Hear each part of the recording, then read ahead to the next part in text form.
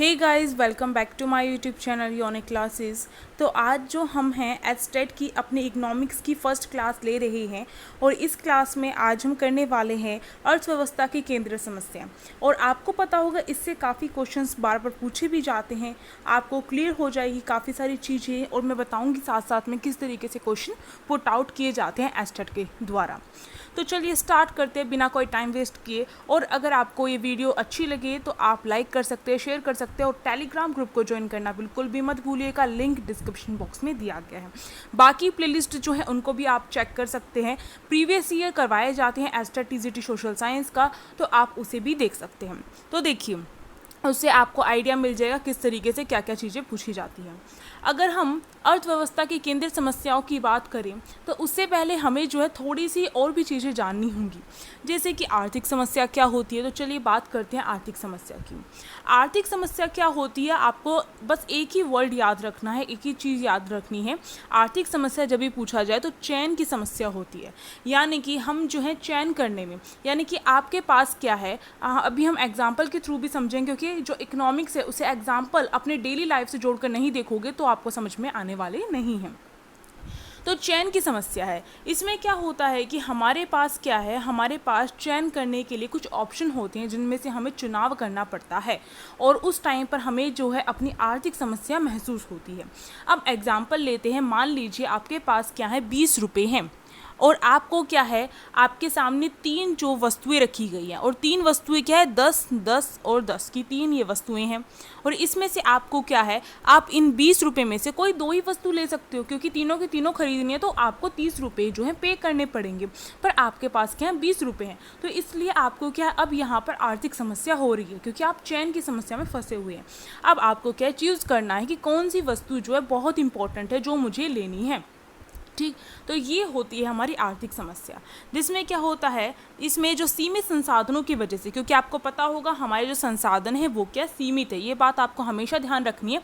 चाहे कोई भी अर्थव्यवस्था हो उसमें देखा जाता है कि संसाधन सीमित होते हैं और आवश्यकताएं बहुत अधिक होती हैं, क्योंकि आवश्यकताएं क्या है, यानी नीड्स जो होती हैं उन्हें पूरा करने के लिए संसाधन चाहिए होता है। चाहे उसमें श्रम आ जाए आपका, चाहे उसमें जो है खनिज आ जाए आपके, चाहे उसमें जो है पूंजी आ जाए आपकी, और भी जो संसाधन है वो आ जाए। तो एक उत्पादन करने के लिए किसी वस्तु की, उसके लिए संसाधन की ज़रूरत होती है और जितनी आवश्यकताएं होती है, क्योंकि आवश्यकताएं क्या है हमारी कभी ख़त्म नहीं होती है। मान लीजिए आपको रोटी चाहिए और रोटी की आवश्यकता आपकी पूरी हो गई, फिर आपको कपड़ा चाहिए, ठीक है, तो वो आवश्यकता आपकी क्या है, एक आवश्यकता जैसे ही आपकी कंप्लीट होती है वैसे ही दूसरी आवश्यकता आ जाती है। तो आवश्यकताएं असीमित होती है और इसी वजह से क्या है, हमें क्या होती है, ये आर्थिक समस्या झेलनी पड़ती है। इसे फिर से यहाँ पर मैं थोड़ा सा समझाया हुआ है, आप देख सकते हैं। जैसे कि मान लीजिए आपके पास 100 रुपये हैं और आपके सामने ए, बी और सी ये तीन वस्तुएं हैं, तीनों वस्तुएं 50-50 रुपये की हैं।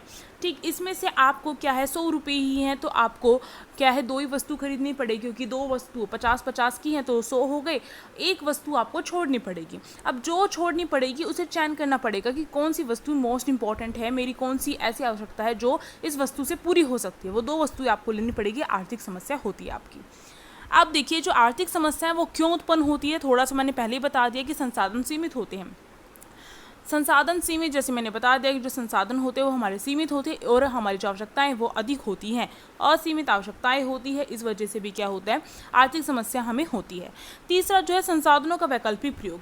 अब संसाधनों का वैकल्पिक प्रयोग होता है, अब इसका मतलब यहाँ पर यह है कि जो संसाधन, एक जो संसाधन है किसी वस्तु के उत्पादन के लिए, वो संसाधन जो है वो किसी दूसरी वस्तु के उत्पादन के लिए वही संसाधन प्रयोग में हो रहा है।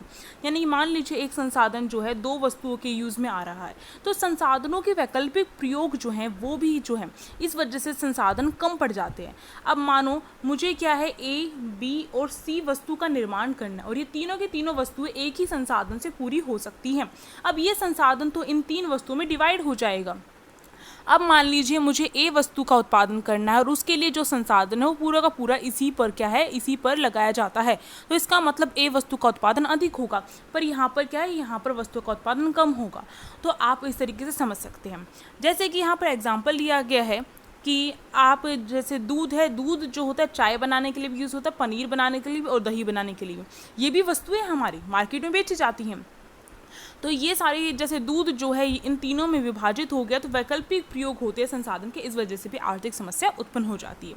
तो ये हमने थोड़ा सा कॉन्सेप्ट समझ लिया अपना, यहाँ से भी क्वेश्चन आपका पूछा जा सकता है। अब हम आर्थिक क्रिया की बात करेंगे। आर्थिक क्रिया क्या होती है? वह क्रिया जिसका संबंध दुर्लभ संसाधनों का प्रयोग करके अपनी आवश्यकताओं को पूरा करने से हो। यानी कि आर्थिक क्रिया क्या होती है कि ऐसे जो भी दुर्लभ संसाधन होते हैं, इसका मतलब है कि जो संसाधन असीमित है हमारे संसाधन, तो असीमित संसाधनों का इस्तेमाल करके जब हम अपनी आवश्यकताओं को पूरा करते हैं उसे हम आर्थिक क्रिया कहते हैं। ये आपको ध्यान रखना है। यानी कि जब हम जो हमारे पास जो सीमित संसाधन हैं उनका प्रयोग करके जब हम क्या करते हैं, उनका यूज़ करके जब हम अपनी आवश्यकताओं को पूरा करते हैं तो उनको आर्थिक क्रिया कहते हैं। जैसे कि वस्तु खरीदना, या फिर यानी वस्तु खरीदने के लिए आप अपना धन खर्च करें, ये भी एक संसाधन है। डॉक्टर की जो सेवा है वो लेते हैं हम, तो ये सारी आर्थिक क्रिया होती है, हमारी आवश्यकता पूरी हो रही है। अब जो आर्थिक क्रिया वो कई प्रकार की होती है, जैसे कि उत्पादन जो है वो भी एक आर्थिक क्रिया। इसमें क्या होता है, कोई भी जो वस्तु होती है उसकी उपयोगिता में वृद्धि की जाती है। आपको ध्यान रखना है, उत्पादन से आपसे पूछा भी जा सकता है कि उत्पादन क्या होता है इस तरीके से।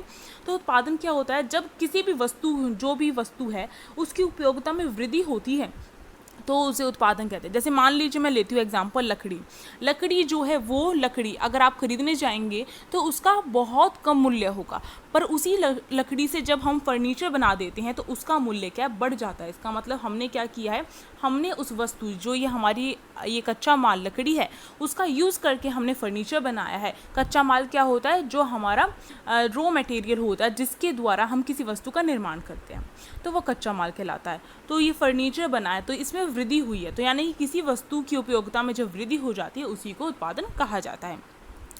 अब एक और है हमारा आर्थिक क्रिया, वो है उपभोग। यानी कि जब हम अपनी आवश्यकता को पूरा करने के लिए किसी वस्तु की उपयोगिता को क्या कर देते हैं, नष्ट कर देते हैं या फिर ख़त्म कर देते हैं या फिर यूज़ कर लेते हैं, उसको उपभोग कहते हैं। यानी कि जब आप मान लीजिए बिस्किट खरीद के लाए और आप उसे खा लेते हैं तो वो उपभोग कहलाएगा ना। या फिर आप फर्नीचर खरीद कर लाए हैं और उस पर आप उस फर्नीचर को यूज़ करते हैं तो वो उपभोग कहलाएगा। पर अगर मानिए आप लकड़ी खरीद कर लाए हैं और लकड़ी खरीदने के बाद आप उसे जो है एक फर्नीचर में एक कुर्सी बना देती है उससे, तो वो जो कुर्सी बनी है वो आपका उत्पादन कहलाएगा, क्योंकि आपने वस्तु में क्या किया है, आपने वस्तु की जो उपयोगिता है उसे बढ़ाया। तो उत्पादन में वस्तु की उपयोगिता बढ़ती है और उपभोग में क्या होता है, वस्तु की उपयोगिता क्या हो जाती है, नष्ट या फिर ख़त्म हो जाती है। इसका एग्जाम्पल है कार चलाना या फिर पंखा चलाना। ठीक है, तो इसमें भी क्या हो रहा है, वस्तु की उपयोगिता। कार जो है कभी ना कभी आपकी ख़त्म होती है ना, यानी कि जो ख़राब हो जाती है पूरी तरीके से, और पंखा जो है वो भी ख़राब हो जाता है, तो उपयोगिता क्या हो रही है, कम हो रही है यहाँ पर। अब देखो निवेश, इन्वेस्टमेंट क्या होता है, ये ऐसी इंपॉर्टेंट टर्म्स हैं जो इकोनॉमिक्स के लिए वेरी वेरी इंपॉर्टेंट है। तो देखिए निवेश क्या होता है, जब भी हम भविष्य में और अधिक उत्पादन करने के लिए कुछ पूंजीगत वस्तु को खरीदते हैं तो उसे निवेश कहते हैं, इन्वेस्टमेंट कहते हैं। यानी कि भविष्य में, फ्यूचर में हमें फ़ायदा हो उसके लिए हम क्या कर रहे हैं, उसके लिए अगर हम वर्तमान में अभी जो प्रेजेंट चल रहा है उसमें अपनी पूंजीगत वस्तुएं खरीदते हैं उसको ही निवेश कहते हैं। पूंजीगत वस्तुएं खरीदना एक तरीके से, हम पूंजीगत में हमारा जो है मशीनरी भी आ जाता है। जैसे कि आप जो है अब आप फैक्ट्री लगाने वाले हैं, उसके लिए आपने मशीनें खरीदी हैं, तो आगे आपको लाभ होगा, निवेश से आपको लाभ होता है, आपको ध्यान रखना है। तो मशीनें खरीदना या फिर बैंकों में जो धन जमा करना, इसमें भी तो इन्वेस्टमेंट मिलता है आपको, तो ये सब कुछ निवेश होता है। अब देखिए विनिमय, विनिमय क्या होता है, आपने सुना होगा वस्तु विनिमय। वस्तु विनिमय में क्या होता था कि वस्तुओं का लेन देन होता था, इसी तरीके से विनिमय में क्या होता है, वस्तु या फिर सेवाओं का लेन देन ही विनिमय कहलाता है। विनिमय दो तरीके का हो सकता है, वस्तु विनिमय और सेवा का विनिमय करना।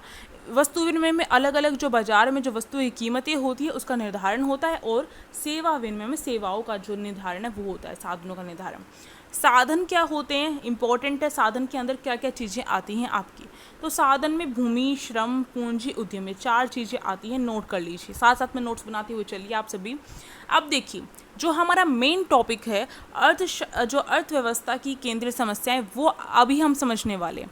अब जो हमने समझा है वो बेकार नहीं होगा, क्योंकि वो इसमें यूज़ होगा, और साथ साथ हमने इंपॉर्टेंट टर्म सीखी हैं अपनी।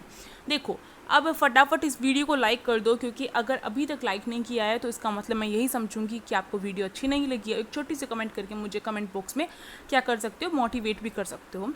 इसी वजह से, जो आप सभी के प्यार की वजह से मैं आप सभी के लिए वीडियो लेकर आ रही हूँ। अब देखो अर्थव्यवस्था की केंद्रीय समस्या क्या होती है। सबसे पहली बात केंद्रीय समस्या की बात करते हैं।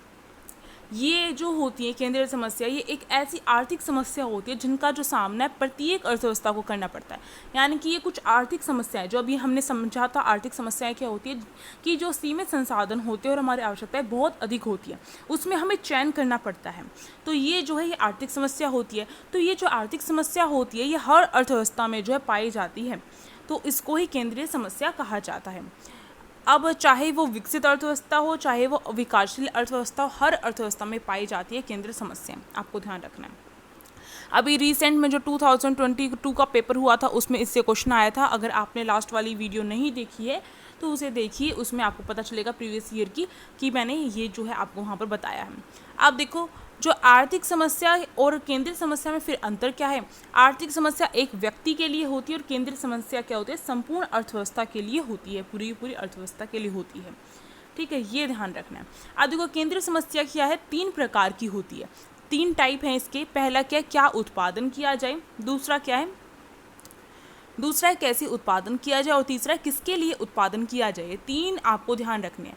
हमसे पूछा गया था कि केंद्रीय समस्या अर्थव्यवस्था में क्या होती है, और ये 3 ऑप्शन देके एक जो है हमें गलत ऑप्शन दिया गया था, और जो गलत ऑप्शन है पूछा गया था कि कौन सी नहीं है केंद्रीय समस्या, वही हमसे पूछा गया था। ठीक है, तो इस तरीके से अब देखो क्या उत्पादन किया जाए। इसमें क्या करना पड़ता है, किसी भी अर्थव्यवस्था में जो ये समस्या है ये होती है कि क्या उत्पादन करें। इसका मतलब ये है कि किस वस्तु का उत्पादन करना चाहिए या फिर किस सेवा का उत्पादन करना चाहिए, प्रोडक्शन किसका करे, अगर प्रोडक्शन करना है तो किसका करे और कितनी मात्रा में करे। ये 2 क्वेश्चन इसके अंदर इंक्लूड होते हैं। क्या उत्पादन करे, कौन सी वस्तु सेवा का उत्पादन करे और कितनी मात्रा में करे। वस्तुएं जो हैं 2 प्रकार की भी होती हैं हमारी, उपभोक्ता वस्तुएं और उत्पादन वस्तुएं। उपभोक्ता वस्तु में जो हम जो है कंज्यूम करते हैं, हम जो लेते हैं, जैसे कि जो गेहूं, कपड़ा, चावल हो गई। उत्पादन वस्तुएं वो होती है जो हम रॉ मटेरियल के तौर पर यूज़ करके हम क्या करते हैं, उससे क्या है उत्पादन करते हैं, किसी वस्तु की उपयोगिता में वृद्धि करते हैं। तो यहाँ पर मशीनें, औजार वगैरह आपका उत्पादन वस्तु में आ जाएगा। अब देखिए, अब अगर हम चयन की बात करें तो इसमें हमें कुछ इन चीज़ों में से चयन करना पड़ता है, जैसे कि उपभोक्ता या उत्पादन कौन सी वस्तुएं करनी है हमें। ठीक है, गेहूं या चावल का उत्पादन, इस तरीके से कुछ होते हैं हमारे पास कि इनमें से क्या करना है। गेहूं के फिर अगर मान लो आपने गेहूं जो सोच लेके मुझे गेहूं का उत्पादन करना, फिर आपको ये देखना पड़ेगा गेहूँ का कौन सा प्रकार ले। ठीक है, तो वो हमें देखना पड़ता है। फिर उसकी मात्रा, कितनी मात्रा में उत्पादन करें, ये भी देखना पड़ता है इसी के अंदर। तो क्या उत्पादन करें में ये सब कुछ आ जाता है आपका। कैसे उत्पादन करें, कैसे में आपको ध्यान रखना है। इस समस्या में क्या होता है, ये निर्णय लेना पड़ता है, ये जो है हमें फैसला लेना पड़ता है कि उत्पादन जो है किस तकनीक के थ्रू किया जाए, यानी कि कौन सी टेक्निक जो है वो यूज़ की जाए, कौन सी टेक्नोलॉजी जो है वो यूज़ की जाए, जिससे जो है हमारे लाभ हो सके या फिर जो है गरीबों का भला हो सके। तो उसके बारे में हम जो है अपनी जो नेक्स्ट क्लास होगी उसमें देखेंगे। उसमें हम देखेंगे पूंजीवाद में 3 सवाल जो हैं, केंद्रीय समस्याएं किस तरीके से रोल रखती हैं, समाजवाद में किस तरीके से होती हैं, और मिश्रित अर्थव्यवस्था में किस तरीके से होती हैं। अभी हम सिंपली जो है इसका इंट्रोडक्शन कर रहे हैं कि ये क्या क्या हैं। ठीक है, तो देखो, इसमें फैसला ये लिया जाता है कि उत्पादन की कौन सी तकनीक का यूज़ करना है। तो कैसे उत्पादन में यही होता है। तकनीक किस प्रकार से, तकनीक हमारे 2 प्रकार की हो सकती है, श्रम प्रधान तकनीक और पूंजीवादी तकनीक। श्रम प्रधान तकनीक में क्या होता है, इसमें जो जैसे मज़दूर जो हैं, आपने देखा होगा कि कुछ ऐसे उद्योग होते हैं जिनमें मज़दूर जो होते हैं बहुत अधिक होते हैं और मशीनें बहुत कम होती हैं। तो वो जो है श्रम प्रधान तकनीक जो है वो वहाँ पर यूज़ की जा रही है उत्पादन के लिए।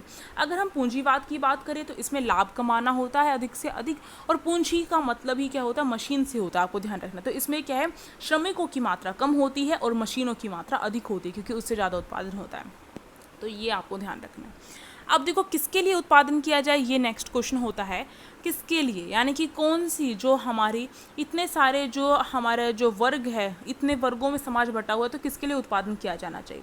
उसके लिए हमें देखना पड़ता है कि हमारी जो राष्ट्रीय आय है उसे हम किस तरीके से यूज़ करें, किस तरीके से उसका डिस्ट्रीब्यूशन करें, कि हम जो है उत्पादन के साधनों का जो है राष्ट्रीय आय में किस तरीके से वितरण करें कि हम ये डिसाइड कर सकें कि किसके लिए उत्पादन करना है। इसमें हमें देखना पड़ेगा कि राष्ट्रीय आय जो है भूमि में ज़्यादा लगाएं, श्रम में ज़्यादा लगाएं, पूंजी में किस तरीके से यूज़ करें, उद्यम में किस तरीके से। आपको ध्यान रखना है, भूमि जो होता है, जब आप भूमि किसी का लैंड लेते हैं तो उसे आप लगान भी देते हैं, तो लगान के रूप में राष्ट्रीय आय जाती है। अगर आप श्रम ले रहे हैं तो मजदूरी भी देनी पड़ेगी, यानी कि मजदूरों से काम करवा रहे हैं तो मजदूरी भी देनी पड़ेगी। फिर पूंजी, पूंजी जो होती है वो अगर आप खरीद रहे हैं तो ब्याज भी तो देना पड़ेगा, और फिर ब्याज मिलता है आपको, ठीक है। पूंजी अगर आप किसी को दे रहे हो, उद्यम से हमें लाभ मिलता है, उद्यमी जो होता है उसे लाभ मिलता है। तो ये जो है इन सबको देखते हुए, इन सबको सोचते हुए एक जो भी उत्पादन करता होता है वो ये देखता है कि उसे क्या है, किसके लिए उत्पादन करना है। तो ये 3 क्वेश्चन ऐसे हैं जो इम्पॉर्टेंट है, जो एक केंद्रीय समस्या होती है हर अर्थव्यवस्था की। हर एक जो भी उत्पादन करता होता है उसे ये देखना पड़ता है कि किस चीज़ का उत्पादन करना चाहिए, यानी कि क्या उत्पादन करना चाहिए, कैसे उत्पादन करना चाहिए और किसके लिए उत्पादन करना चाहिए। आई होप आपको समझ में आया होगा। अब नेक्स्ट क्लास में इससे ही रिलेटेड जो है वीडियो आएगी, जिसमें हम अच्छी तरीके से समझेंगे कि पूंजीवाद, समाजवाद और मिश्रित अर्थव्यवस्था जो है हमारी, उसमें किस तरीके से इन सवालों को क्या है, इन सवालों को ध्यान में रखते हुए किस तरीके से जो है चीज़ें की जाती हैं, यानी कि किसके लिए उत्पादन किया जाता है, समाजवाद में या फिर पूंजीवाद में या फिर मिश्रित अर्थव्यवस्था में, ये हम देखने वाले हैं नेक्स्ट क्लास में अपनी। तो नेक्स्ट क्लास देखने के लिए आप फटाफट हमारे चैनल को सब्सक्राइब कर लीजिए, नाम है यूनिक क्लासेस, और साथ साथ में क्या एक कमेंट करके, कमेंट जो है कमेंट बॉक्स में जाइए, कमेंट करके बताइए कैसी लगी वीडियो। कोई डाउट है तो भी आप पूछ सकते हैं, टेलीग्राम ग्रुप को ज्वाइन कर सकते हैं, लिंक डिस्क्रिप्शन बॉक्स में है। और साथ ही साथ जो प्रीवियस ईयर के जितने भी क्वेश्चंस हैं मैंने कवर करवाने की पूरी कोशिश की, और डेली वीडियो आती है स्टडी के लिए, तो आप उसे भी देख सकते हैं। अगर ये वीडियो अच्छी लगी तो फिर से कहूँगी like, share and subscribe. Thank you for watching this channel.